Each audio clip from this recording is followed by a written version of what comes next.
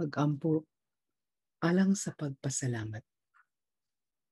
Balaan ug makagagahong nga Amahan, dalaygon ang imong kaayo. Salamat sa mga grasya nga akong natagamtaman sa akong kinabuhi. Sa matag buntag nga akong masinati.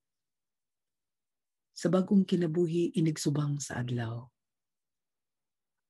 Salamat sa grasya sa pagkaon, sa mga sapot, ug sa puloy-anan. Ikaw ang tuburan sa tanang kaayo ug grasya.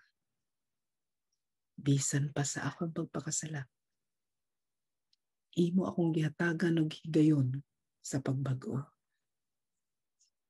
Nga masinati ang maligpayon ug malinawong panginabuhi. Salamat sa mga taong akong gimahal ug nagmahal kanako.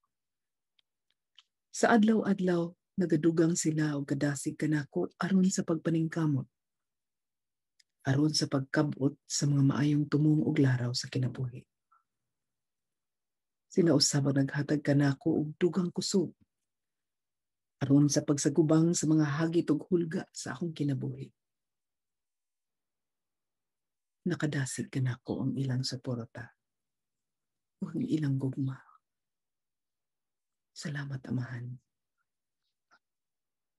Salamat usab sa grasya sa pagpanarbaho. Pinaagi niini padayon ning tubo ang akong kahibalo ug pakighiusa sa uban. Natabangan kami nga sa matag adlaw aduna kami masaluhan sa lamesa sa grasya ug sa uban pang panginahanglan. Salamat sa imong proteksyon ug grasya sa maayong panglawas. Nasayod ako, Ginoo, nga akong wala ka sa among kinabuhi.